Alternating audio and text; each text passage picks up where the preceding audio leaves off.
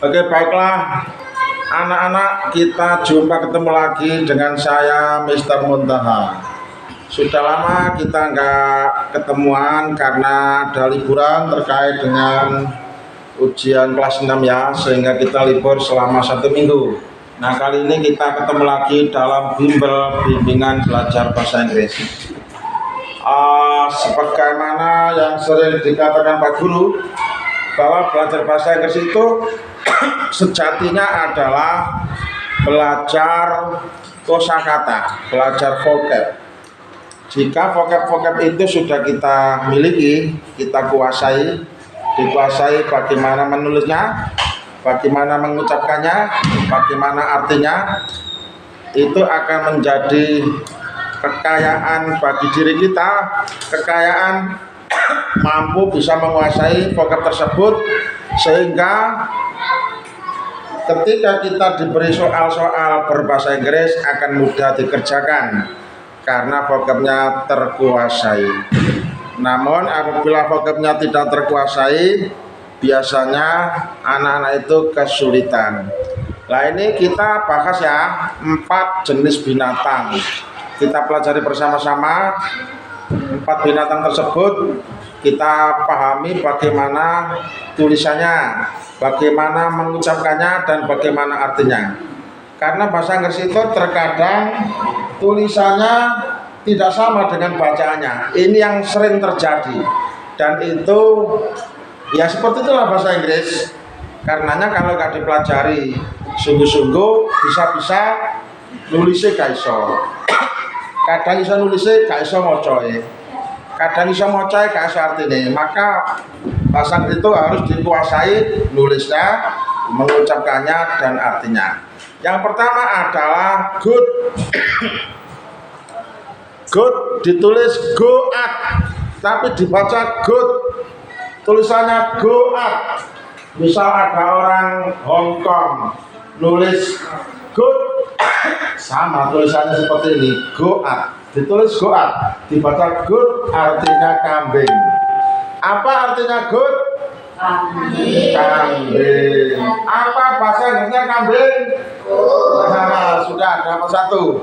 Yang kedua adalah turtle, dibaca turtle, tapi ditulis turtle. Turtle, tulisannya turtle, tapi membacanya turtle.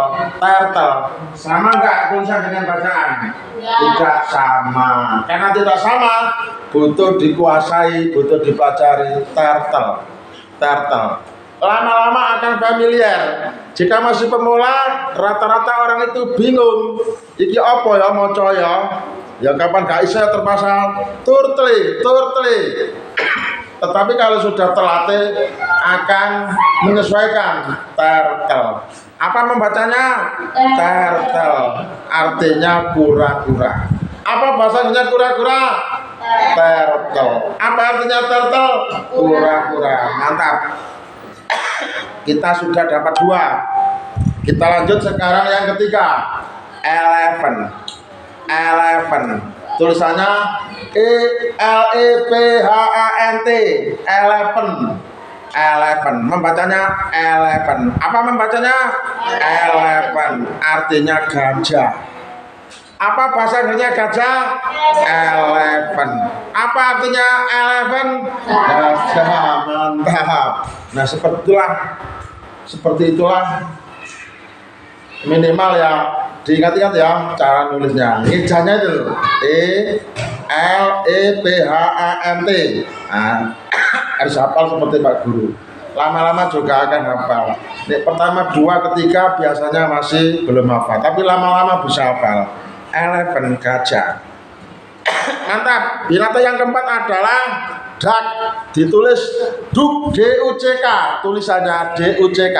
Ditulis duck tetapi dibaca duck. Apa yang berubah bunyi U? U tapi diucapkan A, ya kan? Duck. Artinya bebek. Apa artinya duck? Bebek. Apa bahasanya bebek? Duck. Mantap. Oke, sekarang menirukan Pak Guru dengan suara keras. Good. Kambing. Turtle. Kura-kura. Elephant. Gajah. Duck. Bebek. Sampean bahasa Indonesia. Good. Turtle. Elephant. Duck. Mantap. Ganti. Anda semua bahasa Inggris. Kambing. Kura-kura. Gajah. Bebek. Oh, mantap. Berarti kita sudah punya modal menguasai 4 kosakata dalam bahasa Inggris. Sekarang 4 kosakata ini kita jadikan pelengkap untuk kalimat rumpang yang tersedia. Kalimat rumpangnya seperti ini.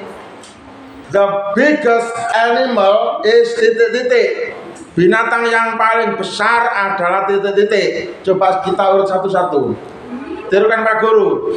The biggest animal is good. Binatang yang paling besar adalah kambing. The biggest animal is turtle. Binatang yang paling besar adalah kura-kura. The biggest animal is elephant. Binatang yang paling besar adalah gajah. The biggest animal is duck. Binatang yang paling besar adalah bebek. Nah, setelah kita kuasai arti yang seperti ini, maka insya Allah setiap anak pasti bisa menentukan jawaban yang benar. Mana jawaban yang benar? Jawabannya benar adalah C. Apa isinya C? Elephant. Apa artinya elephant? Gajah. Gajah adalah binatang yang paling besar. Binatang yang paling besar adalah gajah.